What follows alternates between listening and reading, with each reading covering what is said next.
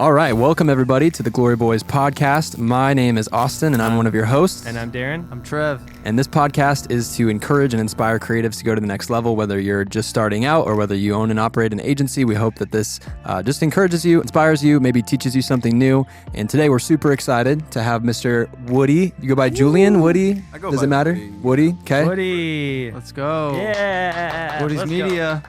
We're in the building. Yeah. In the building. The one and only, because there is only one of me. That's right. I am hiring. I do accept resumes. And Hey. you guys want to send me an email? There we go. Shoot your resumes to the Glory Boys podcast or hello at the gloryboyspodcast.com and we'll forward them on to Julian. That's not even a real website. Sorry, I keep wanting to call you Julian. I'll just No, call you Woody. hello at the Glory Boys website. It's not a real No? email. It's not? I can't No. remember what it's called. We have It's one. not. No, I think it's just the Glory Boys podcast at gmail.com. Got Yeah. it. We We- do own the domain though, thegloryboys.com. So Yeah, we yeah. could definitely do that. But That's true. Can't remember what it is now. alrighty, we got Woody in the building. Let's go. His company is called Woody's Media. Woo. And in his own words, he is Carmelicious. He's originally from Colorado, based in Omaha, but his business operates worldwide. His mom said he's the most talented man that you'll ever meet. Let's go. He's a martial artist, photographer, videographer, Second Amendment advocate, saved by God, family man, and he makes videos on the internet. Welcome, Woody. We're glad you're here. Thank you. It's a pleasure to be here, boys. you. If I would have known you were going to read that verbatim, I would have maybe changed the words a little bit. We can cut stuff out if you want. Yeah. Second Amendment advocate for sure, y'all. Yeah. Good to Let's see go. us. I don't like to make that a huge part. but For it's sure, like yeah, something well, I'm super passionate about. I was Yeah. wondering if I Cool. should say it or not, but we can cut it out Yeah, for okay. sure. That's no We're problem. definitely keeping it. This is Yeah, Sick. for sure. It's funny. Do you like the name Julian like more than Woody? I think I it's a don't sick name. have a preference. I like the name Julian I do too. personally. I always grew up not liking my name, Really? and that was like always an issue for me. Like, Huh. I never thought too heavily about it. I just like, Julian. I don't like the name Julian. Like Julian. I mean, and not to bring like race into the, I guess it's just more of an ethnic thing. But it's like also people say like when they would try to say my name in Spanish, it'd be they do say Julian or Julian, Mhm. Yeah. and in Spanish it's Julian. Julian. Mm. So, and for some reason that's hard for a lot of people to grasp. yeah. So when I say, man, my name is Julian, but it's pronounced Julian, and they try to say Julian, come to the front of the class. I'm like, no, no, that's not how you say it. So where did Woody come from? So I'll give you guys the quick spill. So I was at a church camp. I was like a sophomore in high school, and I was going to Lifegate Church, and this is my first time at a church in Omaha because I'm originally from Colorado. And my family and I are attending this church, and they would always show in the congregation. They would show promos for the church kids church camps that they had. Yeah. Mhm. And the videos were like half decent at the time. I was looking at them, pretty amazed. I was like, oh, whatever. And my mom was like, you're going, and I'm like, I don't want to go. I wasn't somebody. I thought church camp at the time, in my whole experience and relationship, an idea of what community with God looked like in that scenario was. People on their hands and knees and getting up and down. And I don't come from a Catholic background, but this is still like my picture of things. Mm. Like just very, I don't know if traditional is the word to use. Sure. But anyways, long story short, I wound up going. I went there with my cousin, totally in spite of I did not want to go. I was not happy to be there. And the first 2 days are miserably hot. There's no AC. We're in a cabin. It's like middle of July. And this is all comes into context later. And we wanted to leave so badly. My cousin and I wanted to stage a fight in the cafeteria the next day. So we would get kicked out. Like, okay, I'm going to get the first punch, and then after that, it's open game, right? So, anyways, it's the second night we didn't stage the fight, thank the Lord. And I'm still getting to know everybody. I don't know any of these kids. I'm a sophomore, and they ran out of space in the sophomore cabin, so we had to stay with the seniors. So in our minds, there's still that weird dynamic of, you're a sophomore, the seniors look like so much older, so much bigger, Right. so much more mature than you. So we're in this cabin with these seniors. I don't know any of them. All of them kind of look like whatever. And I'm sleeping, or it's 2 a.m. at night, the second night there, and there's a can of, so I'm laying down, and there's a tabletop next to me, right? It's hot, middle of the July. There's a bunch of mosquitoes and stuff. So I have a can of bug spray next to my bunk bed. And it's conveniently located near my waistline. So my friend Kalen, one of the guys in the cabin, he starts flashing this green beam around, a super bright laser. And it starts casting silhouettes all over the cabin, whatever. He casts it towards me. It casts a silhouette onto the wall next to me. And what does it look like? You just see my figure laying down on the bunk bed with this can of off spray on my waistline, looking like I have a what? A Woody. So that's and they didn't know my name. They weren't familiar. They didn't know my name. They weren't familiar with me at the time. So they just said, "Oh my God, guys, look, it's Woody." I go into the cafeteria the next. We all giggled, whatever. It's 2 a.m. so we go to bed. Yeah. I wake up the next day. Me and my cousin, we go into the cafeteria, and it was quiet. I was the last one into the cafeteria. It was quiet. I get in. All the seniors are sitting at the table together by themselves. Yeah. I walk in. They stand up. They clash pitchers of apple juice, orange juice, and water. They cheers and they scream, "Cheers to Woody!" And then everyone screams, "Cheers to Woody!" Oh my Man. goodness. So then I go back home. I go back to Lifegate. I start attending, the youth groups and whatnot, and everyone just knows me and refers to me as Woody. So Dang. That Just is a crazy embraced story. it. Just rolled with it. I love That's it. amazing. that was the Spark Note version. I know That's people want to great. hear that. I don't like giving that spiel a lot of Oh, the time yeah. because there's a lot of details Uh-huh. and nuances involved. But yeah. Yeah. Well, now you know. But Now now you you know. know. The world knows now. There you go. That's Yeah, now you can sick. just like if somebody asks, just send them the link to this podcast That's and right. like there you go. That's Yeah. the best part. Yeah, Yeah. that's the best part. Yeah, so tell us a little bit about your just I guess creative journey. So at that point I assume you weren't super into photo So video, it does- but where did that come about and Mhm. give So us a little backstory? it does start to play into how I got the name Woody. So I got the name Woody. I come back from Lifegate. I come back to Lifegate. I started attending youth group. I started getting involved in the church, which is something I find super interesting, right? You guys, Kevin Kabor, Levy, Tori, a lot of the, best creatives in Omaha, I've Mhm. noticed are like started in the church. Yeah, Mm. for Yeah. sure. Or like they have a basis in the church. Yeah. Which I find fascinating. Like since Mhm. we were young. Yeah. Right. So at the time I'm like 16, I don't know, 16, 15 Yeah. maybe. And I spent about 2-3 years just constantly volunteering at Lifegate. So I spent so many hours, like you would think I was paid to be there, Mm-hmm. in the creative studio when no one else was in the creative studio. Yeah. Because we were very fortunate to have 5D Mark IIIs at the Yep. time, where 5D Mark IIIs was the thing. Yeah. We had 5D Mark IIIs, we had Sonys, we Yeah. had all the lenses, all the backdrops. You guys know how budgets can be for churches. For sure. So, we had a lot of access to gear. So I was just always involved, shooting the church services, Oh, yeah, shooting yeah. worship services. And that's how I started to dabble into concert photography. So I'm like, I really enjoy taking these low light, Mm-hmm. off the cuff type photos. That's how I started dabbling into concert photography. Got it. Mm. Okay. But it all started with the church. Like Yeah. everything from random portraits to, architecture shots of the building, Yeah. etc. Yeah, you learn a So- lot in a church building, and you're challenged with so many different lighting scenarios. So every church is different, but depending on budget and building and all of that. But like lighting on stage, it's challenging to shoot and to Mhm. teach people white balance and how to expose for the background and the bright lights on the drummer, but then like the face lighting, it's all different. And Mhm. so then you're going into the lobby and you have to completely change your settings for the lobby because maybe you have a bunch of natural light coming in. Then you go outside and then it's super bright, and then you're Exactly. having to adjust and figure out that. And then you're posing people and you're having people redo things to like capture someone grabbing a coffee. You're constantly on your toes, like thinking creatively, whether you want to or not. You're growing and learning at a very rapid pace. Very I rapid pace. think. That's a very astute observation, because it is that quick. I'm changing my settings from a very Yeah. low light. And I think what also makes it harder is not only are you now shooting in low light concert photography type setting, but Yeah. you're also dealing with certain churches or certain venues that don't have the best quality lights. For You're sure. getting flickering in the video and Yep. things like that. So a lot of that also adds, an additional obstacle in the Mhm. process.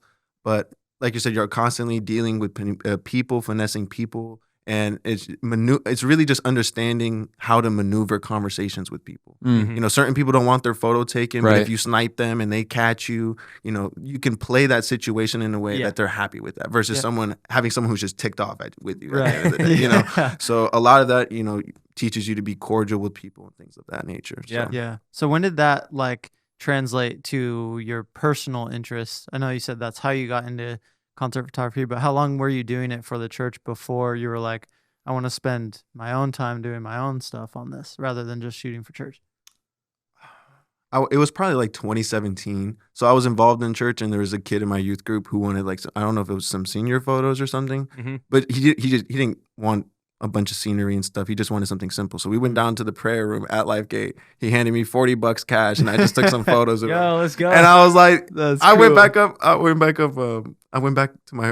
home, and I was like, Mom, I made $40 today with my camera. And I remember it was just $20 bills, and I just threw them on her. I was like, Made it sprinkle a I little was like, bit. I'm bringing the bacon home, Mom. That's awesome. And then I knew it was a small amount, but in my head, I was just like, I really just made money because someone wanted me to take the photo. Yeah. Yeah. And at the time, I'm still in high school. So at this point in high school, I was never the greatest student, right? So Sure. I went to Burke High School, and it wasn't until about junior, senior year where I started just really disconnecting from school, I wasn't doing assignments. I was infamous for not doing my assignments just because I was always training martial arts outside of that. Okay. But also junior, senior year, I was more so focused on sending emails, making networking connections, and like traveling, trying to book shoots and things of this nature, working on developing whatever this business would be. And that just kind of became my obsession. And while in school, that's when I started to realize, I can make a business out of this. I started working up to that. And that's where I started to notice not only that I had interest in it, but I could make money from it. Yeah. And at the time, I'm consuming like Gary Vee content, and he's screaming in my ear, like, if you could do what you love and get paid for it, you hit the lottery. Yeah. You know? Right. And that's how I felt. Like there's genuinely there's been so many content moments that where I've come across and consumed a piece of content that genuinely just gave me that mindset shift that I need. Yeah. And those have been major for me. I literally have them saved on my phone. Like certain ones that really hit. Like, Yeah. It just really kind hit. of just tipped Man. you right into the right direction. I wish I would have known about Gary Vee when I was 16. I was What a literally Bro, thinking that. like you are so far ahead because of you realizing this at such a Yeah. young age. Yeah. Like I was 4 years out of high school before I had an idea of like I could do something with this. Like, bro, you have such a leg up on so many people having realized that at such a young age. Like learning from Gary Vee at 17, 18, like that's like his whole point. I think that's his goal is like people like you that you would catch on to that early on. And I mean, that's awesome, bro. Yeah. So you mentioned martial arts. Tell Yeah. us a little bit about that. Yeah, so I've been training since I moved to Nebraska, essentially. So I moved to Nebraska at 11 years old. Okay. And my mother had gotten a job out here, so she spent a year out here. She decided she was going to stay. We moved out here. Sweet. Simple as that. I still Yeah. have family in Colorado and whatnot. Still go and visit. I was visiting frequently back then, but I started training just because like I would be in my basement and bumping Beastie Boys, just beating the life out of this leather bag that my mom bought me. And I'm just going to town just because I enjoyed it. I had watched Never Back Down. Again, we were talking about this earlier in the podcast. You guys might see it at the end or whatever. But we were talking about influence and the power of influence. That we're all influenced by media we consume, life decisions we see other people make, whatnot. And I had watched Never Back Down, a movie. I don't know, was it released I forget what year it was released, but I had seen that movie and it just made me, I thought the gloves looked cool. I was like, the MMA gloves just look cool. I want to wear those. I want to have that kind of physique. Like I want to look like that guy.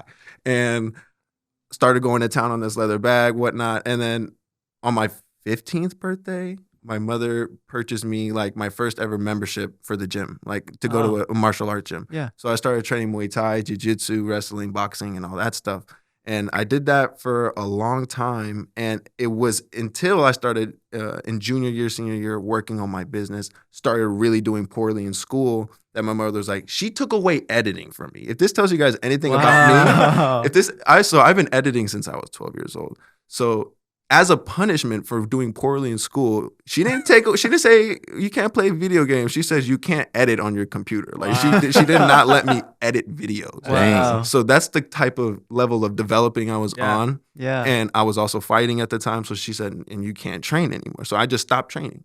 So I stopped training until I graduated. And it wasn't until 2 years ago 2 years ago that I started picking it up again. Wow. And just jiu-jitsu. I am not doing Muay Thai. I do Muay Thai and boxing. I feel like I can train stand-up on my own a little bit more. It's a little harder to pick out my flaws that way, but I can still maintain what I know. Sure. But jiu-jitsu, you definitely need community. Yeah. Community. But anyways, everybody is influenced by somebody. That's what I'm starting to really understand. And not even just in the creative context, but like the decisions we make, as individuals are Mhm. really impacted by things we've seen, Yeah. people we've witnessed, lives, decisions that we've seen people make. Yeah. So, yeah, like, oh, my grandpa was in the army, so I want to join the army. Right. My brother used to fight, so I want to fight. Or Yeah. I want to pick up a camera, et cetera, et cetera. So Mhm. I'm starting to realize that a lot about YouTube. Same thing. Like a lot of my work, you can see eras. You can genuinely just scroll through my Instagram and look Yeah. at the phases and Right. eras For that sure. I've been through. And I could tell you the music I was listening to at the time, the artists I was watching at the time, YouTube, Yeah. everything like that. So everything, especially now, it's kind of it's a bit of a sidebar, but like it's a trip listening to music too. It's like this song brings me back to this place at this moment when I was doing this Yep. thing. Right. And the lyrics are like so relatable. Like Yeah. that's something Yeah. I love about Yeah. music. Like it's crazy. Oh, it's the best. Yeah. Who are some of your favorite artists? Russ is up there. Okay. Mm. I have been trying to be more diligent on strictly listening to more worship music Yeah. and gospel Yeah. music. That makes it tough because I am a hip hop head and stuff Yeah. like Yeah. that. Sure. That is But tough. I genuinely listen to songs on repeat. Like people say, Yeah. "Oh, I listen to the same song on repeat." Right. I actually listen to the same song Yeah. on repeat. Yeah. I have 6-8 songs on Yeah. on scroll, Yeah. on rotation, Uh-huh. and I'm constantly just Listening bumping to them. those. A lot of Bangers. them are, I guess you would describe it as a funk, like PHONK, funk, Oh, okay. like funk, Yeah. Okay. and it's just instrumental. Some of it can be more upbeat, and some of it can be a lot more lower tune. Cruising, like on the way here, I was listening to that, like some lower tone, lo-fi Yeah. type thing. Mm. And I think a lot of it is because people listen to music all day, and we're constant. This is something I noticed about myself last year, which was I'm constantly taking up silence in my life versus just sitting with silence. Yeah. And this is like, I think the biggest problem with a lot of people nowadays is you don't spend enough time with your own genuine thoughts. Right. Everything again is influence. Yeah. Mhm. You're always jumping to social You're or always- YouTube or music. You're just filling that space. Yeah. And what are you doing? You're consuming Yep. content, other Yeah. people's content, Yep. other people's ideas, other people's thoughts. Mm-hmm. And if you're doing that all day, you're never sitting there with your own time and thoughts, generating new quality ideas of your own. Yeah. How do you create that time for yourself, for your own thoughts to really sit with that? Is that through training jujitsu? Is that a way that you can kind of, get that inspiration on your own, or I guess tell us a little bit about that? I think there's a lot of different ways people can engage just with themselves and disconnect in a scenario like that. So where can you make those pockets of time for yourself? For me, I like to stand outside, no shoes, just stand on the grass, grounding. Yeah. I like to go stand outside in the sun, shirt off. Yeah. Really don't care how cold it is, if it's snowing, whatever. But that's a great time. I purposely don't bring my phone. If I'm editing all day at the desk, I make sure I go stand outside for 30 minutes to an hour, Yeah. and just enjoy myself. Whether you do that in gaps of 15 minutes at a time, or if you do it for 30 minutes at a time, it's just a matter of doing it. Working out is another way of doing it. Yeah. People work out and are way too comfortable with working out with headphones on. Sure. Yeah. I'm guilty of it as well. Mm. But get used to working out without headphones on. Yeah. Watch how your lifts actually don't hit the same. How you're not Yeah. actually pushing that extra weight because you're not getting amped off the music. And that's the things you need to master, is your ability to master your own mind and motivate yourself Mhm. when there is no external. Yeah. There is no external. It's great. So I think the same thing with like pre-workout and things that we like rely on, or caffeine or the coffee before the gym. And there's like that routine thing that when you wake up, you're like, oh, I got to get that pre-workout so I can get to the gym, and then I can get to the gym to throw my headphones on and listen to Trapped and like Yeah. whatever. And I think and it's funny because I cut a lot of caffeine or energy drinks in particular, and I've seen my life like be so much better. My mind is clearer. And then before the gym, I go at 5:30 in the morning. Well, that's early. Like I've never been a really great morning person, but I'm conditioning myself to be one.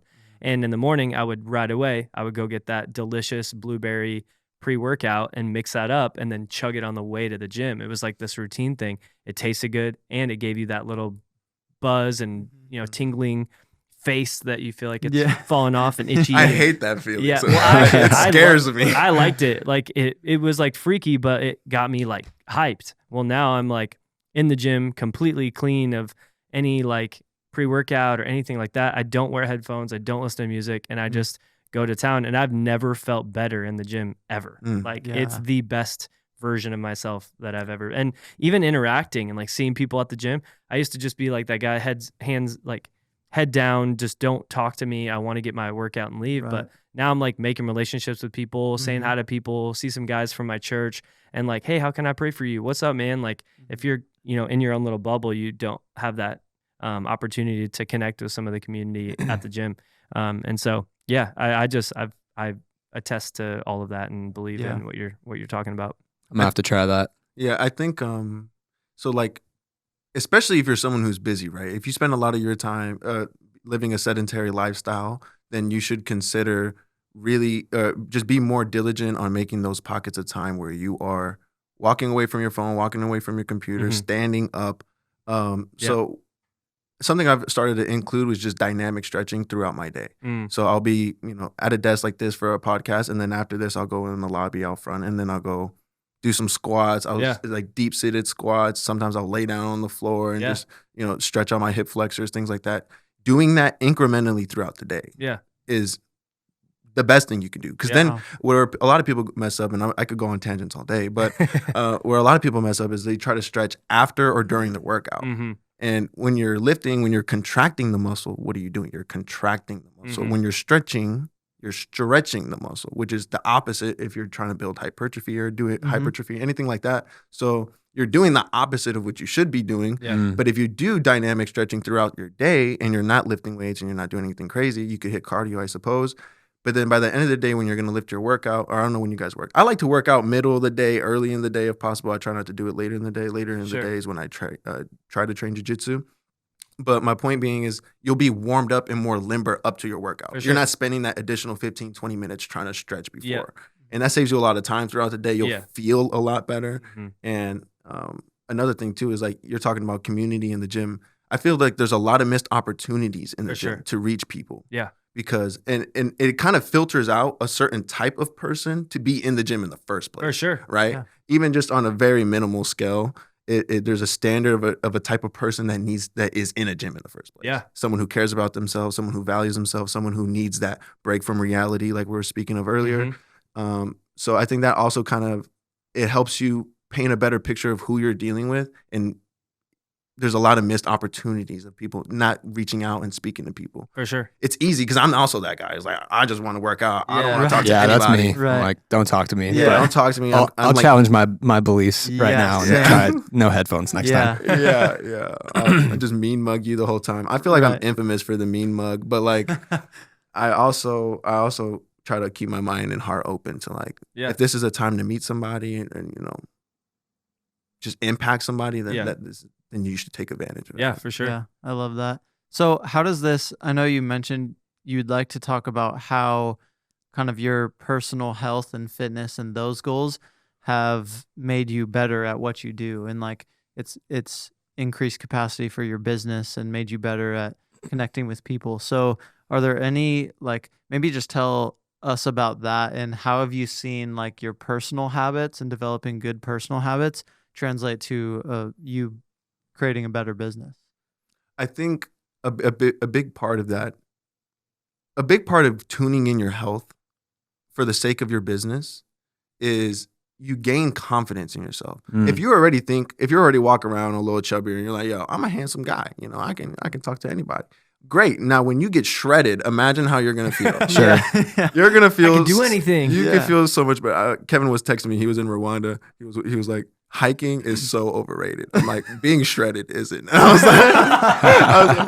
and I just say that because like it's done so much for my confidence. I've never been a kid who was shy. I've never been a kid who was scared to present in front of the class. I was the guy who wanted to be first to present. I was wearing a vest and tie, ready to present. Like I looked forward to that. I was that kind of guy. Dang. So I've never been shy. But the biggest insecurities I have was my skin, my acne, how chubby I was, how big I was, and people calling me names, family members calling me names. A lot of these things were catalysts for my change. Wow. But it's like once I did change and I was happy. It's like one day I woke up and a light just switched and I was like, yo, I look good today.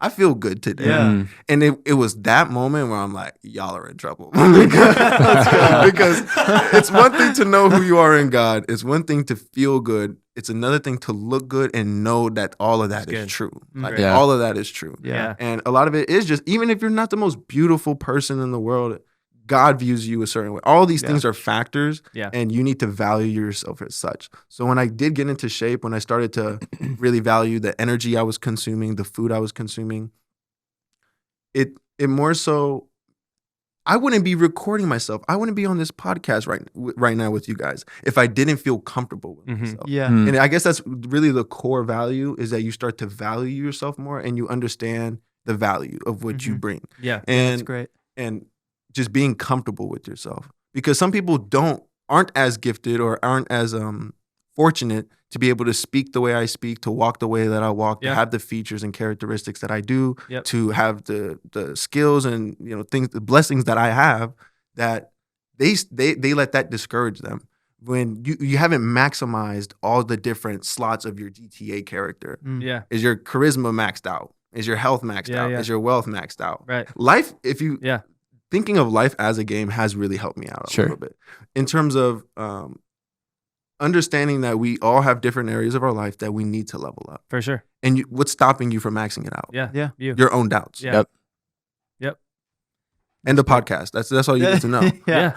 For sure. And that really changed my life. So updating my physical character has Yeah. done a lot for Yeah. It's done a lot for me. It's made me willing to now speak on camera and happy to speak on camera. Right. Yeah. Willing to speak on camera to the point where now that I do content, I'm willing and able to create content around myself that I'm comfortable with. Yeah. Right. People don't understand that I've been doing this for 7 years. I've been talking to a camera for 7 years. Right. Mm. It wasn't until these past 2 years where I'm happy with the way I look when I'm playing back the Wow. footage. Yeah. It's the way that I've looked that has kept me back from posting on YouTube. Wow. And don't believe me, I'm not just pinning it on that, because you definitely need the reps in order to succeed. Yeah. Right. You need to talk to a camera and never put it out just to know that you got the reps in and that you tried. Yep. And it took me all of that to get here, but a lot of it was also my physical appearance. I Yeah. wasn't happy with the way I looked. Some people, and it wasn't until I look the way I look now, grow a beard, lose a little weight, people want to tell you, oh, I like the way you look before. You look great before. Everyone was clowning on me before. Yeah. No one's You got, told me that before. no one has jokes now. Yeah, where were you at? You know? Yeah. And then they see you on a flight to Dubai and Paris. Now you're arrogant. And it's just, Yeah. it's just the game we play. And it's just learning to take care of my health. All of that has just been able to really put a tie on things, a bow tie on things, Mhm. Yeah. a gift wrapped on things for me. Because Yeah. now I'm happy to be on camera. Yeah. Yeah. And now I'm happy to make my own content. Yeah. I never used to have photos of me before. Now I have a bunch of photos in. Right. And a lot of that is like self-value Yeah. that a lot of And people now you'd miss be out on. putting on a suit and having Kevin take Yeah. like That was these sick a- photos of you. Those are dude. actually really great photos. I love them. And he was doing a test shoot for a Sony camera, and he was supposed to have a model, but they bailed last second. And he was like, oh, I need you to model for me. I was like, I don't have a fit. And he thrifts all the time. He has Yeah. a bunch of cool fits or whatever. Uh-huh. He just gave me the jacket. It fit perfectly. Wow. Like insanely. Look at God. Yeah. Showing up. No, That's those sick. those photos are sick. Kevin is my guy. And there's huge importance, and this is I guess it's not a tangent, but there's huge importance in having people to compete with as Mhm. well. Yeah. I'm sure you guys as well, like growing up when you guys are first starting out, tell me a little bit about your journey, I suppose, I guess, in the beginning. I don't want to infer too much, but it's like, were you guys starting out, obviously not as a jointed company together, but have you guys always considered yourself like a jointed venture, or like, Yeah. or were you guys I just mean, doing your own thing? Yeah, for sure. Super long story short, I loved just being creative ever since. I remember like 5th grade, I brought like a film, like disposable film camera to 5th grade, like last day kickball against us students, against the teachers, like, and taking pictures. And my friends are like, what are you doing? We're trying to eat pizza and drink Code Red Mountain Dew. Right. And I was like, but I want to like keep these memories. And I remember my mom has some of these photos still. And I just remember loving capturing moments. So Yeah. I carried that throughout, and I was in bands and toured and played a lot of music. I loved music. And then that just kind of turned into, I just was always a creative kid. Junior year, checked out. I didn't care about school anymore. Teachers were like, you should just leave because like you don't try. Like, we love you and we want you to have an awesome future, but like you just don't care about school. I'm like, yeah, peace out. You're right. So I went on tour with the band and just like traveled and loved life, and it was amazing. And my mom was amazing, and she's like, yeah, I guess like this is what you want to do. So every day I have that, like, I want to make my mama proud kind of spirit. Well, then fast forward a ton of life. I met Jesus over 10 years, or just about 10 years ago. And then Austin and I were part of a church plant. We helped plant a church called My City Church. Shout out. Shout out. And so I was doing some photography and stuff early on when I moved to Omaha 7 years ago, and walked into the church, and he was serving coffee. I had a camera in my hand, and we were just hanging out. And I guess really the rest is history. Yeah. My story is pretty much the complete opposite. I was good at school at a 4.0 GPA, full ride scholarship to college. I was going to be an optometrist, I thought, but it was my parents' dream for me. It was never actually my dream. I remember like being told by my dad that I wasn't creative, just because like he was under the belief that you're this type of person or this type of person. And since I got good grades and more logical, analytical, that I couldn't be artsy. And so it wasn't until after college, I bought a camera because I wanted to be MKBHD. I wanted to do tech reviews on YouTube. He was like my first YouTuber I ever like really, really followed. Did a couple videos. My setup tour, I was always like a PC nerd. I built my own PC and had like a triple screen setup and did a studio tour. And then I realized that I couldn't afford to like buy all these products and that companies wouldn't send them to me because I didn't have any subscribers. And so, I kind of I learned everything that I could about camera settings. I never have used automatic settings. Like I learned how to do full manual before I touch the camera. I'm the type of guy that will read a user manual for a camera that I probably will never buy, but I want to know how it works. It's true. Pretty much read the manual for the Sony Burano already, and I won't probably buy it ever. But so that was kind of my journey, and I really started shooting content on a consistent basis and putting that into action when we started My City Church, and I was shooting for church. And then I shot for James Creha for like 4 months shooting weddings. And so that was like a big learning process for me. So so really we've only been shooting and making films for 5.5 years. I mean, really. But how much of that time was spent together? All of it, pretty much. Yeah. All of it. Yeah, so Glory Visuals, we started together from the beginning, just 50-50 partners. And 2 years prior, I started a company called His Glory Productions, which is a terrible name, but I love Jesus and it just worked out at the time. And so I did like photography. I wrote songs for people. I recorded just testimonials. I did 2 weddings or 3 weddings, and they're so bad. I'm so sorry, anyone that is out there. I'm sorry if you got married. For real. But so I was doing a lot of things. I didn't know what to do. And then I moved to Omaha, and we planted the church and just did photo video for the church. And it just made sense that we were like, hey, let's just get really good at video. I find it so fascinating how we have a very similar story.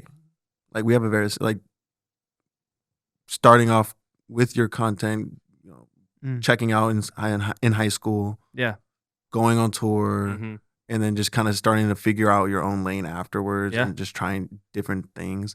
Like I've always been someone who was super obsessive in general, like people, places, and things. Like I want to learn how to play keyboard. Okay, I buy a keyboard the next day, and I'm on YouTube 24/7 learning how to play the keyboard. Same. Cello, guitar, freaking drums, fighting, anything. Like if I like it, I become obsessed. Coffees, thermoses, freaking shoes, merch. I get obsessed with everything. I feel you. And content has been the one thing that's kept that fire going consistently. You know? And I think it's just the constant satisfaction from releasing a video, creating a video. Because there's like a post that went viral on Instagram and people were just sharing it. It was just a piece of text, but it was like, it is spiritual to take a thought that's just an idea and then to manifest into something physical that you can see and share. Like that's a spiritual gift, and people need to appreciate that about themselves. Amen. Artists, music writers, content creator, whatever you do, the fact that we can visualize something in our heads or hear something in our minds and then put that out into the world and share it and just broadcast that is not something to take lightly or for granted. For sure. Yeah, it's great. I want to talk a little bit about, you said you're kind of developing your business in later years of high school.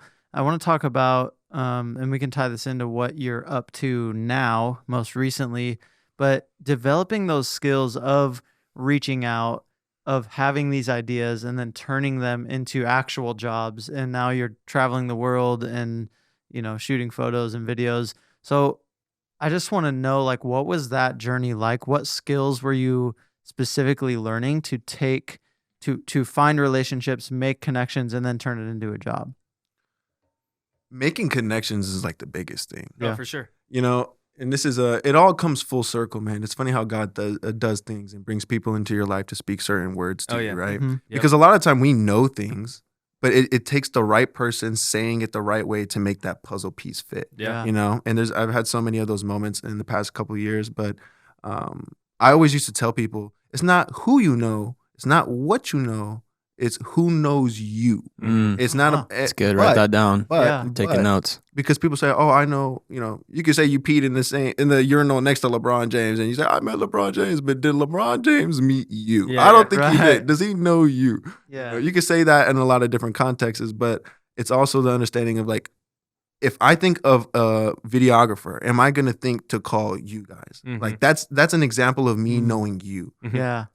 When someone's a realtor and you're going to recommend a realtor to somebody, that's an example of them knowing you. Yeah. So that's where the relationship really becomes is imprinted in their mind when they can recall you, For they sure. remember you, they relate to you. Yep. So I used to say that to people all the time. It's not who you know, it's not what you know, it's who knows you. Yeah. And then I said this to Luke Belmar, and then I asked him that question, and this was his response. He was like, "It's not what you know, it's not who you know, it's not who knows you, it's about who likes you." And I think that makes even more sense in my mind. Sure. It's about who likes you. Yeah. Yeah. Because at the end of the day, I'm not going to speak to you guys after this again if I don't like you. Yeah. If we're not going to work again after this project if I don't like you. Yeah, I yeah. wouldn't reach out to XYZ if they didn't like you. For sure. It starts with liking you. Yeah. They didn't think of you just because they know you. They think of you because they like you. 100%. And he also added, "Who's willing to go to war for you?" Whatever. But Yeah. like, I'm just quoting him exactly. Yeah. Right, But right. that's something I've been able to kind of put in full circle, and that's something that's made these relationships work. When I was first starting out, 18, 19, 17, I was really like 16, 17. I've been doing this really my whole life. It's just been a whole main quest. Right. Yeah.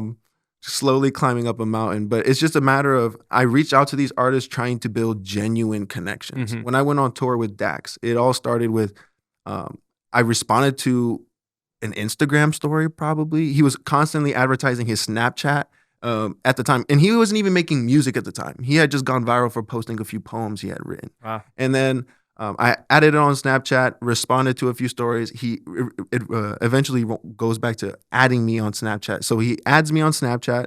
And then now I start building a dialogue over the course of 16 months, right? Right. Wow. Yeah. And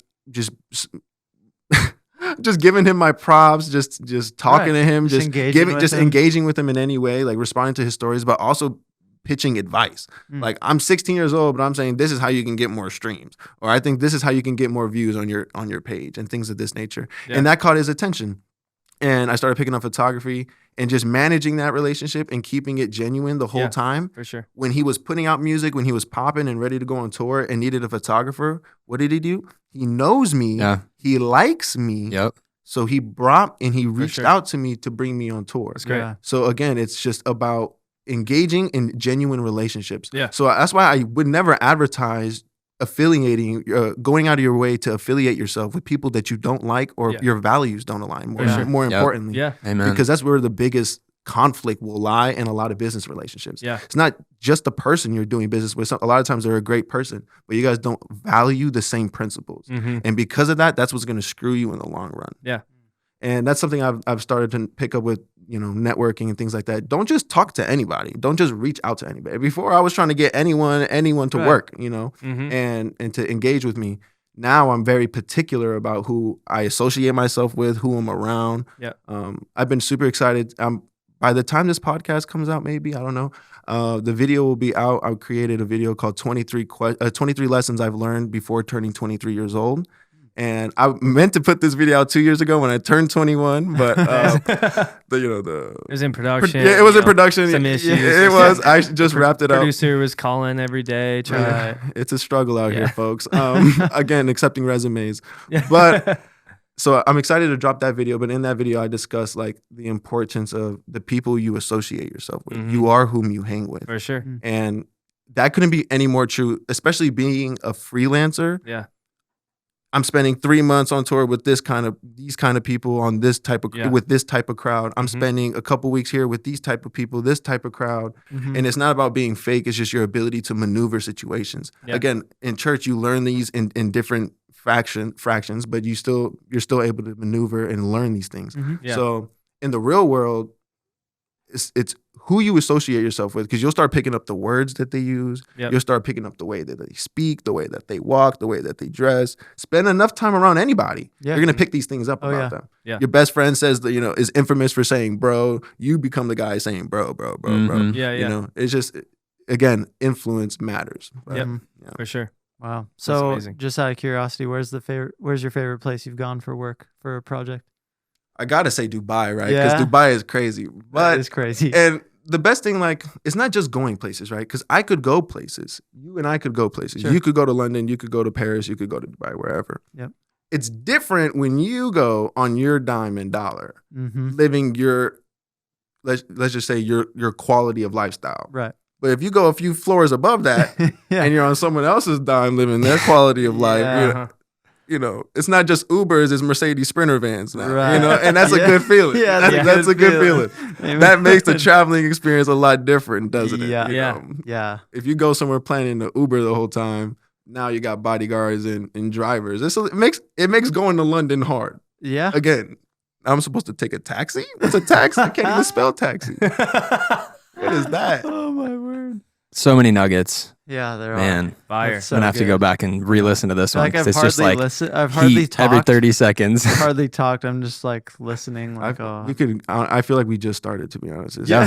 This No is so, like, that kind of talking is what I typically think of. That's really what I'm thinking of on a day-to-day basis. So, Yeah. like, what am I up to now? I'm really just focused on creating my own content. I've spent years creating other people's content. When I was a kid who was 13, 12 years old, learning how to edit. Oh, by the way, Austin asked me what Yeah, editing tell us. what editing software I use. oh yeah. I use Sony Vegas Pro. Okay, Yo, okay. I use Sony Vegas. There we and go. I have been using Sony. This is an ad. I have been using Sony Vegas since I was 12 years old, and I'm currently 23 years old, and I still use Sony Vegas. Wow. All the way from Sony Vegas, what was it, 14 I had, 15. Wow. I've been on that. Wow.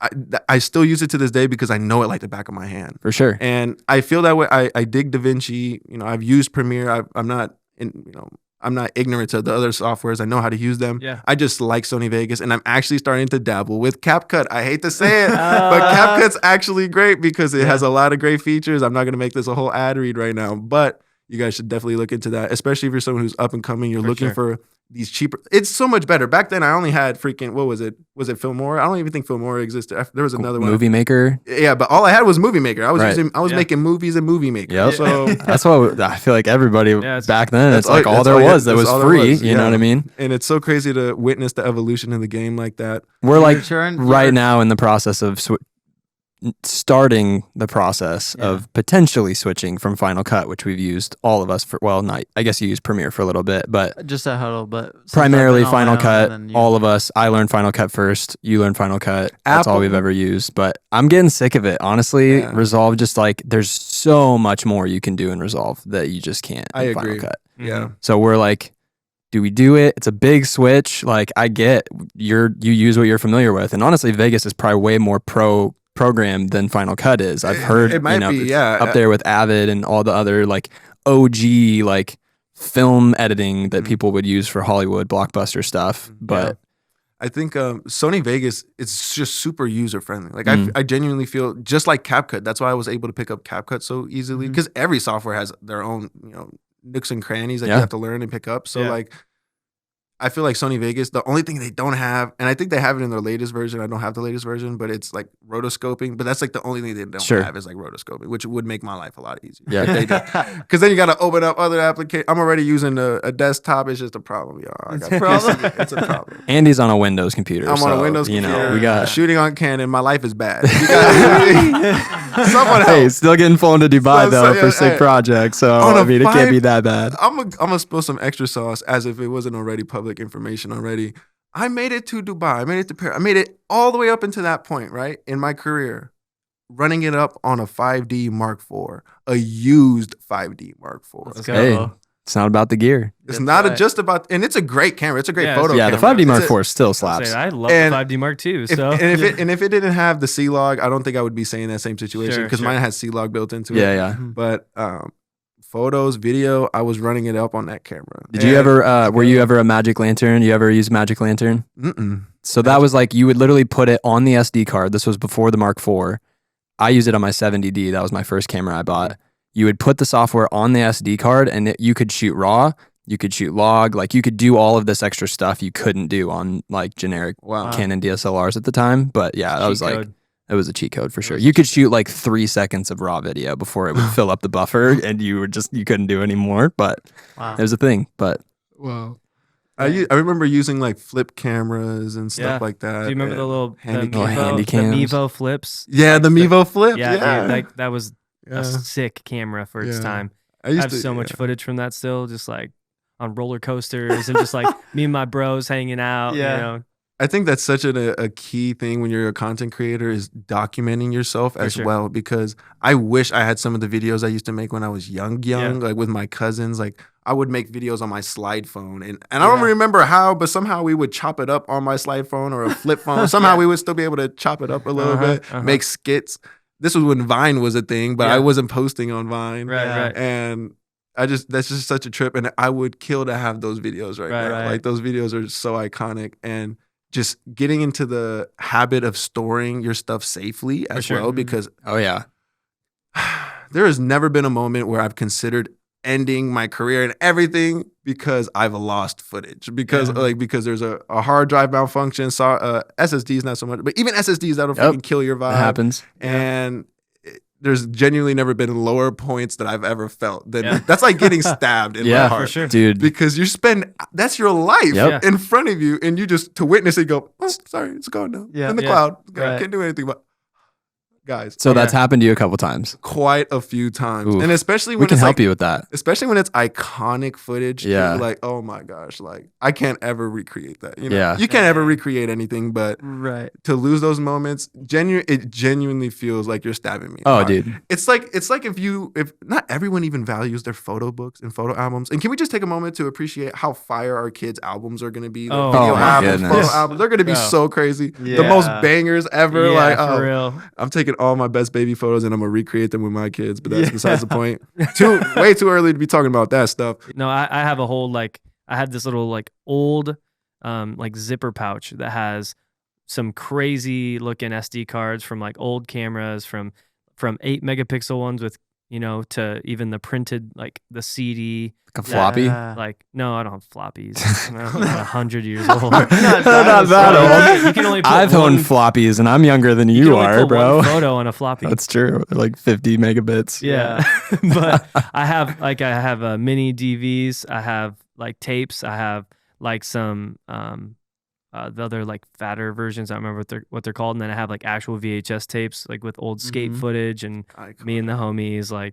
Just it's so sick. And I valued a lot of that as a kid, so I kept it around, or I made sure I was the one in charge of it, because I knew if my buddy took the SD card home or whatever, it would be gone forever. And so I have a lot of that stuff from me on tour, from me when I was 16, went on a 20-day tour, eating ramen noodles every day. I have that documented, and that's so sick. So it's pretty dope. And I think about it all the time. You got to do something with that. Yeah, I would love to use it for something. And I have footage of me hammered drunk on a bunch of drugs. I have my story documented. That's so sick, brother. From me landing cool tricks on skateboards, to me playing instruments, to me high and drunk, to me in LA at an underground rave, to me worshiping Jesus. I mean, I have it all. The whole story. That's a whole movie right there that you have ready to go. I mean, it's just chilling in my basement right now in a nice little zipper. It's a Hawaiian little purse bag, and it's a little zipper. And it's actually tucked into a old vintage Spider-Man lunchbox. Heck yeah! Because I needed something bigger for the VHS tapes. Right. But yeah, it's all just chilling, just waiting for the day that I need to pull it out. And I think make a documentary. That's right.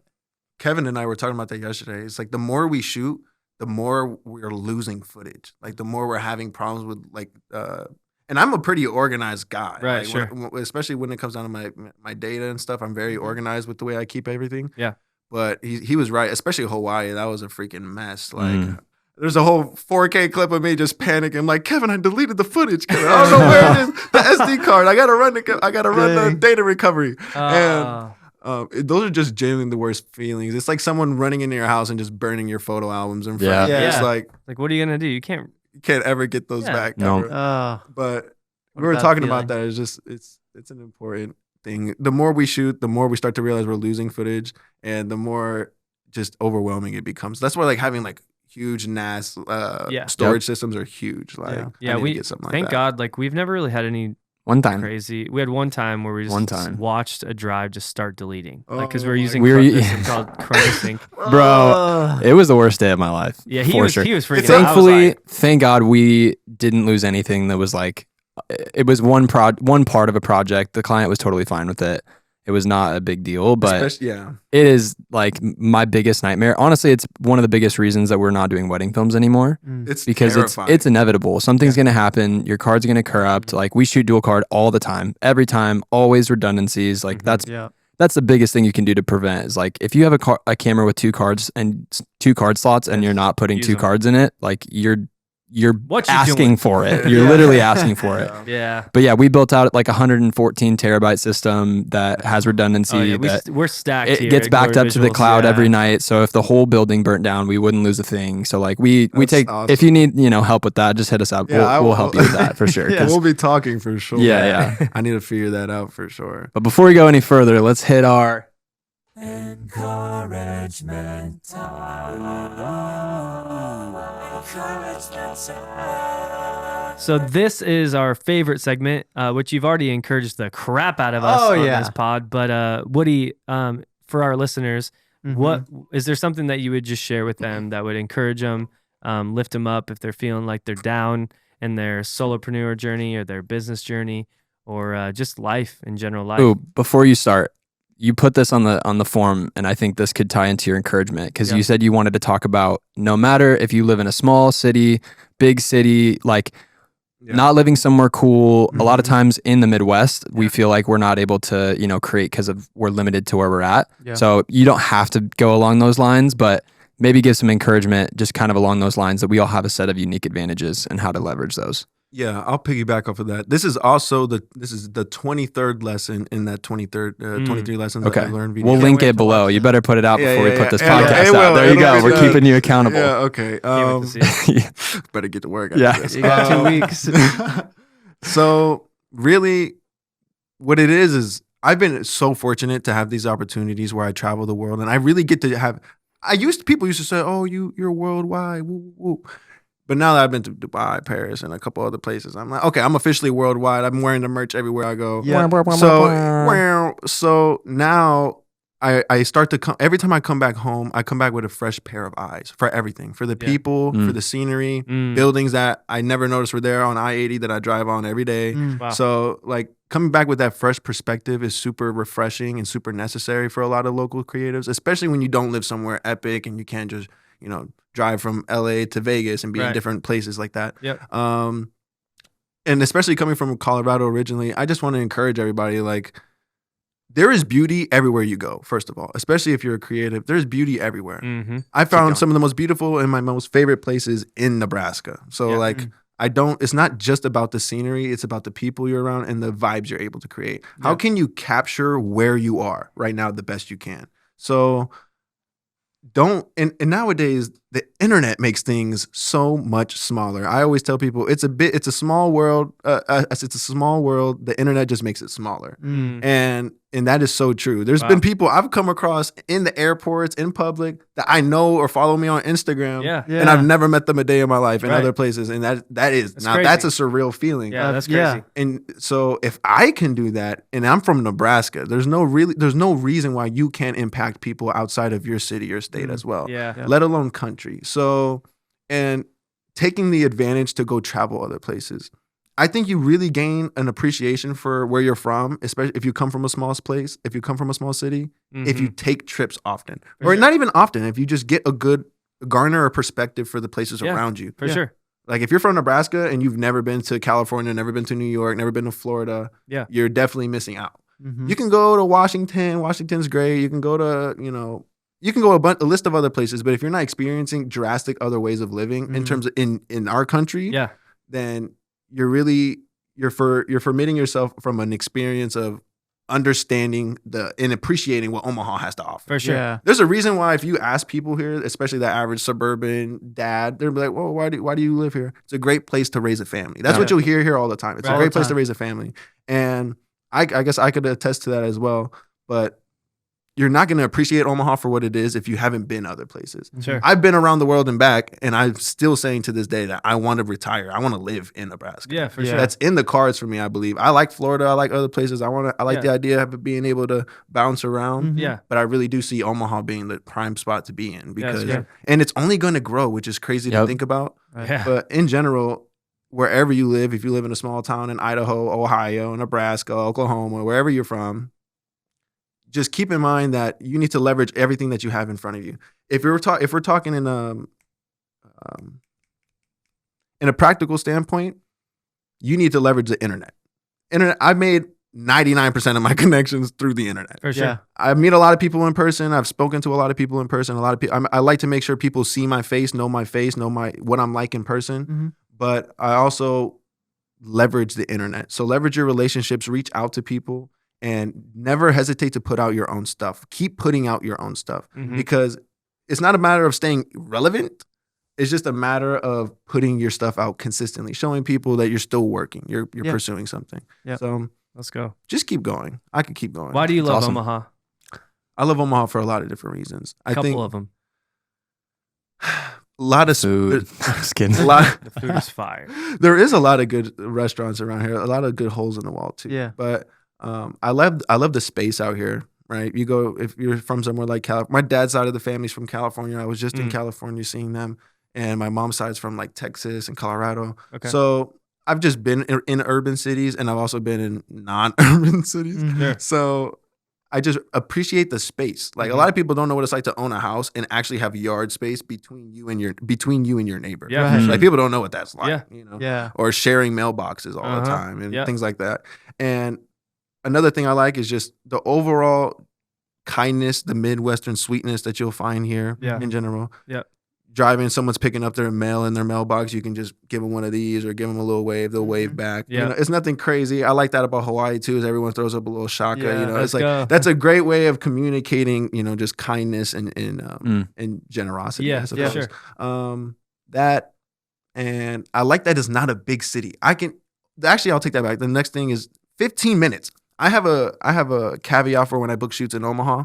I was like, you have a 15-minute wait limit after our designated times. If you're supposed to show up at 6:30, you have until 6:45 to be there. Mhm. If I'm generous, I'll wait maybe till 7. Yeah. But you have until 6:45 to be there because I know dang well you can get anywhere in this city in 15 minutes. Right, right. All right. If you get on the highway, 15 minutes, you'll be downtown. You know. Yeah, yeah. So that's something I like is you can go downtown and not be overwhelmed by downtown. Yeah, Yeah. You go for to downtown New York, you're in it. Like Oh, there's yeah. you're in. Hour to get You can't in, just hour to get out. you can't just admire it from It's an the hour to park. Yeah. Yeah.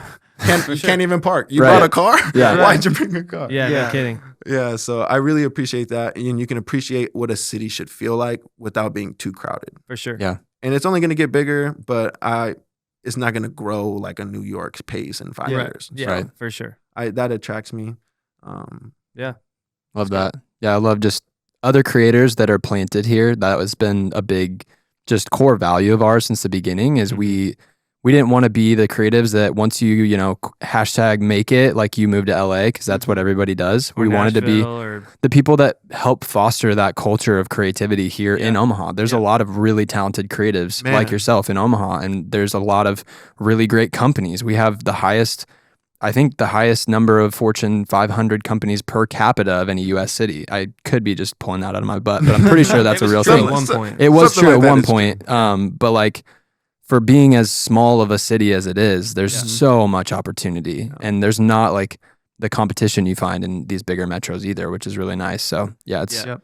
I can't believe we haven't honestly connected before this. It's I kind of know. nuts, but And that's what I'm saying is like we've been able to witness each other's work for Yeah. since however long I've been doing For this, sure. for Mhm. damn near. So, Yeah. and you're right. There's not just space literally, but there's also space to grow and build things. 100%. Build businesses, build Yeah. brands, whatever. Yeah. And being based here, I think is honestly the real flex. The flex isn't going and making it and moving to LA like you said. 100%. yeah, The flex is doing it all and being based in Nebraska. Mm. Yeah. Wow. Yeah. It's more expensive to live other places, Right. but you can live here and just travel for work if that's Yeah. what you need to do. Take those flights, especially if you're someone like me who some people view that as a hassle. I really enjoy the process. Like Right. I do. Yeah. I'm like a kid in a candy Yeah. store when You're I'm at the young, airport. single, like For sure. you can do that. Yeah, Right. exactly. And I think it's the big key is just enjoying that aspect and understanding that I don't need to move. I did have that mindset. Like I did want to go somewhere else. I know for a fact I could 5x where I'm at right now in Yeah. business if I just moved to a city like Atlanta, if I moved to a place like Florida, Mhm. you know, any popping city, Yeah. Chicago, Yep. even back to Colorado, I've contemplated. But like, Sure. I really enjoy the fact that I'm based in Nebraska. Uh-huh. Yeah. And it also limits the access you have. If I lived in LA and anyone could talk to me and meet me anywhere in California, that's not the same as, okay, I need to fly Woody out from Nebraska or I Yeah. need to come to Nebraska. Yeah. Mhm. To me, that's the real power. That's the leverage in the For sure. situation. And that's a huge benefit. And it's fun to say that you're flying to these places and you're conducting business outside of Omaha. Yeah. Right. Because that also helps build and establish credibility for your brand and business in your city. Yep. 100%. For And sure. honestly, dude, like a big passion of ours was to raise the bar of creativity in the Midwest. You know, you get that kind of like, we're almost like the joke. We're the flyover state, or the flyover Mhm. area. You know, people don't really like talk about Omaha like that, or the artists or the bands. Like we have a couple bands that have been from here, but like it's not like Minneapolis. It's not like, you know, all these other bigger cities that are around us. And so when we first started, we were like, let's just get really good at what we do and stay here so that there's really good things here. And people, even in Kansas City, I mean, like people that have been coming up and like crushing down there, like they've moved to LA. It's like there, and I get it. I mean, if you're gonna produce movies or shows, or you know, working with Netflix or whatever, you gotta like, again, you gotta travel, but you can still be based out of Omaha. Yeah. And I think it's not the end all be all. Like moving somewhere like LA. I actually moved to LA. I hated it. It was, I worked at Jimmy Kimmel Live and I was like meeting famous people every day. And like You realize how evil a Bro, lot of it is. A lot of it is evil. You walk down Hollywood Boulevard at like 11:45 at night after like people had a few drinks in them. And bro, it's like the darkest place ever. Like there's homeless people walking down the street. They're like convulsing and like possessed and messed up on meth and drugs. And I mean, it's like, it's the darkest place. It's the city of angels for a reason. Yeah. And yeah. I didn't mean to cut you off. No, you're good. I was just saying I could quite literally wanted to die being in that city. And so Yeah.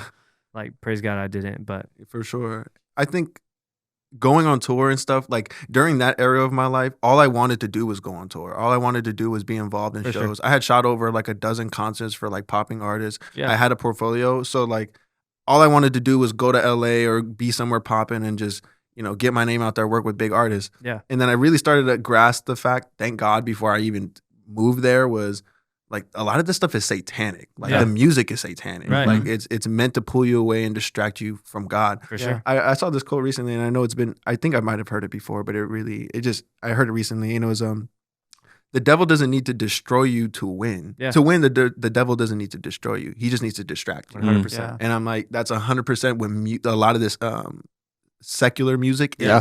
is it's meant to distract you. 100%. It's not just what they're saying. It's not just what they're worshiping in their music. It is that, Yeah. but it's distracting you. Yeah. Yeah. Again, consuming that silence in the room. A Yeah. lot of people aren't comfortable with sitting in silence with themselves Yep. and creating those organic thoughts. Yeah.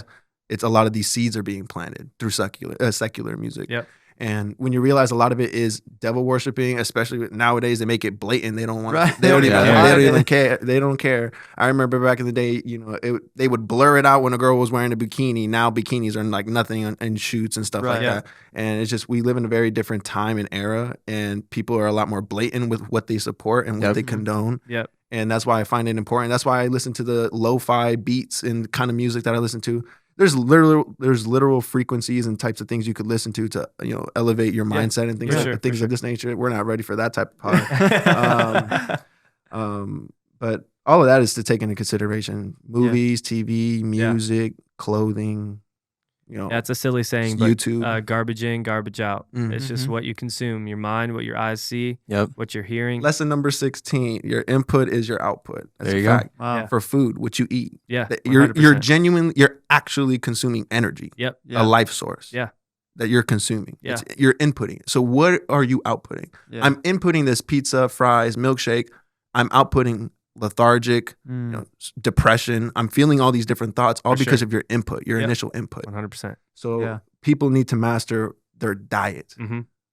90 or something percent, a majority of your serotonin is produced in your gut. Mm-hmm. And when people want to trust their gut and have a healthy body, healthy mind, Uh-huh. you can't trust it without a healthy gut. Preach it. Mm. Wow. That's great. So, and I'm not the originator of these thoughts, but it's sharing the Yeah. gospel, is sharing Yeah. the understanding that people can't have and live healthy lifestyles and have healthy mindsets if you're not taking care of your For sure. actual health. What Yeah. are you eating? Yep. Mm-hmm. Are you exercising? Right. Are you sleeping well? Sleep Yeah. is a huge factor. Huge. Yeah. Especially when you're editing and you're focused in, locked in for 4 hours at the desk and you haven't moved an inch and it's 11 or 1 a.m. at night. Yeah. You need to sleep. You just got blasted with blue light for the past 6 Mhm. hours. Yep. Like all these things affect your health. And that's why I feel like it's especially hard as a content creator to really keep your health on check, especially when you're traveling. Yeah. So you really have to be on top of your game. And it all starts with understanding, because you can't blame people who don't understand or don't Right. know. Right. Yeah.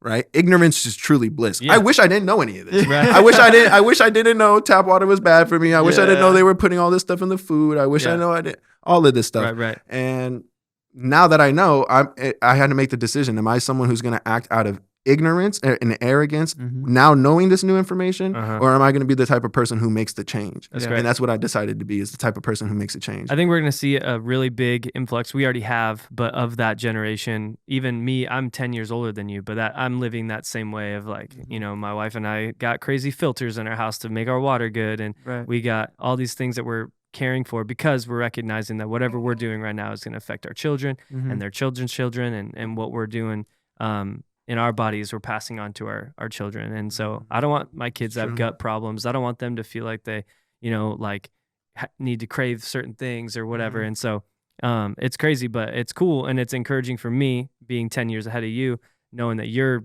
learning this stuff and you're caring for it, because it is important. It's Yeah. important for you right now in your business. And it's important as you carry yourself and then have children and build a family. It's great. It's what I become. It's what I become passionate about now. Yeah. Like now with this understanding and learning from the people I've learned from, I'm starting to become more passionate. Just like one would become passionate sharing the gospel, I really just want to preach like what I'm learning and just share and document my experiences. So that's kind of just where everything I'm doing is heading now. It's just putting things out on YouTube, being consistent on socials with my own content, and just holding myself to that type of standard. Yeah. So It's awesome, man. yeah. I love it. Well, we've been recording for a good minute now. Yeah, I thought we were cut it a Yeah. lot sooner. I'm happy we didn't. Yeah. Yeah. I this was appreciate you great. guys. You It's been a you great got a time. lot of wisdom for a 23-year-old. So For sure. we appreciate you sharing that with us. appreciate and you with our guys. listeners. Yeah. Thanks for making the time to come here and talking into this stuff. So Thank you guys for the Um, opportunity. I appreciate it. You guys yeah. are awesome. yeah, where can we find you on social? Where can they find you if they don't already know? Just Google Woody's Media. If you can't find me, I'm not doing my job enough. So There you go. you guys can look me up, support the website. I need to do I need to work on my website. It's great. I don't have any management for my website. Sure, sure, So yeah. I need to run like keywords and all Yeah, that. yeah, But, yeah. yeah, Woody's Media. If you just click on the website, scroll for 5 seconds, that'll help There you your boy go. out. You Give know? you some numbers. Yeah. Hey, do you sell that merch anywhere or no? The merch is not available. You guys see it. I've been Eesh. rocking it coast to coast, world around the world. Yeah. But the merch is coming soon. I keep telling people this, and I've been getting a lot of compliments on the crew neck. So Yeah, I actually sick. meant to get a bunch of samples made that were black, but these are made in Nebraska, made in the Yo. U.S. I'm happy to say this. This ain't no Gildan, okay? This is that top tier independent trading co. Let's go. Made in Okay. Nebraska. Yeah. Partnered with businesses in Nebraska. That's Yeah, how I nice. like to do things. I That's don't want cool. that made in China stuff. Y'all gonna pay an extra buck for that too, by the way. But the merch isn't out yet. It will be out soon. Let me know in the comments below. Do you guys dig the crew neck?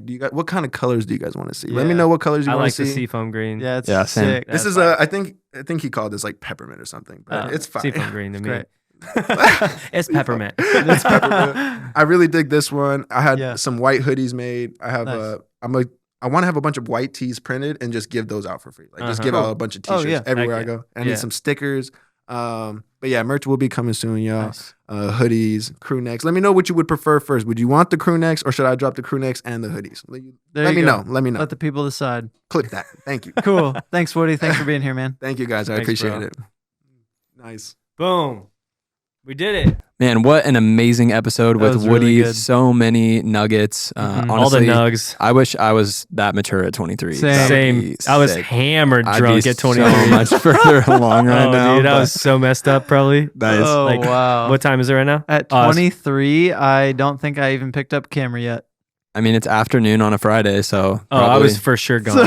Blackout. Yep. Nice. But Yeah. anyways, thanks for. I mean, we should probably just keep that in there. We're Honestly, keeping it. I love Jesus now. Yeah. And I don't drink alcohol nearly as much or at all. So, Yeah, praise God. yeah, Yep. thank God for salvation Yep. and conviction. Yep. But actually, If there's anyone listening to this right now that is thinking, wow, guys, I haven't given my life to Jesus, you can. I could be kind of serious. I should be. Yeah, you should. I was should kind be. of joking, but then I'm like, actually, though. Here's the like, thing that yeah. what Austin's trying to say is if your life sucks really bad and you do not know the Lord, you can give your life to Jesus and your life will literally be completely changed 180, Yep. 100%. Your health, your finances, your relationships, your friendships, your marriage, your kids, everything gets better with Jesus. It doesn't just magically Right. Yeah, become there all you go. better, but there's a massive but beautiful journey that you can take with him by Yeah. just saying, Jesus, I accept you as Mhm. my Lord and Savior. And confess with your mouth that he is Lord. Yeah. He will stick by your side Yep. Mhm. for anything, through any Yeah. hardship. And your life will, I promise you, will be forever changed for the better. Mhm. I'm sitting here, we're lightly joking about how I'd be hammered drunk, 10 years ago. I Yeah. would have been. And my life was super depressing and I hated my life. I wanted to die multiple times a day. I drank by myself and till blackout and then passing out, waking up with a bottle of vodka in my hand by myself, nobody by my side, no friends, no girlfriend, no parents, nothing. Mm. And it was really, really dark, not to go super down there, but I met Jesus and my life got wrecked and it was the best decision of my whole life. Mhm. So if you want to make that, you definitely can. You just say, Jesus, I accept you into my heart and you are Lord. And we just will be praying and we believe that today is a new day for you. Yeah. Mhm. And you are going to go and do amazing things with your life because that's what God's plan is for your Mhm. life. Amen. Amen. Come on. Well, thanks. We weren't planning on doing that, but Yeah. I'm really glad we did. Yeah, same. Because God is good. So Yeah. Mhm. Amen. thanks Someone for needs to hear listening. that. Yep, absolutely. If you want to follow along with other episodes of the podcast, you can find us on any podcast platform, the Glory Boys Podcast. Yeah. Make sure to leave us a rating, especially if you're on Apple Podcasts, which 99% of you are. Give us a 5-star rating. We love to Yeah. hear that. If you have any feedback, you can email it to us instead of leaving a bad review. But Yeah. we'd love to hear your feedback. And Yeah. thanks so much. If you want to check us out on social media, you can find us at the Glory Boys Podcast. I actually don't know what all of our handles are. Yeah, it's, I'm not on Trev, TikTok take it or away. Instagram. So Trev, where Take can it you find our away. podcast on social media? You can find it at the Glory Boys Pod on Instagram. there we go. At the Glory Boys Podcast on TikTok. I don't know why we did that. Because the Glory Boys podcast was taken. was It taken was taken. Oh. Yeah. on That's so Instagram. stupid. On Instagram. Yeah. It was So taken. should we have done TikTok as the Glory Boys Pod? Probably. I don't know. Can we change it? That's my Maybe. be. I don't. Yeah. Maybe Hey, we let us can- know in the comments if we know what we're doing. You can just probably search the Glory Boys. You'll find us. and it'll don't probably worry. be one of the top results. No, it's like though. Yeah. no. This band comes up like some guy and the Glory Boys. If you just do the Glory Boys, so do the Got Glory it. Boys podcast. Yeah. We're getting there. SEO. It's Yeah, there we we're go. getting in the algorithm. We're, You'll find us. we're digging in. And we also have a video production company that, kind of feeds all of this. And so Yeah. that's called Glory Visuals. If you want to find us anywhere, you can just search Glory Visuals, Yeah. at Glory Visuals on any social media platform. Yep. We kept that one nice and simple for you. Yeah, we Yep. did. We love you guys so much. Thank you so much for tuning in. You guys are truly the reason and the inspiration for this podcast, and we do it for you. We love you guys. We'll see you in the next one. See you in there. See you guys.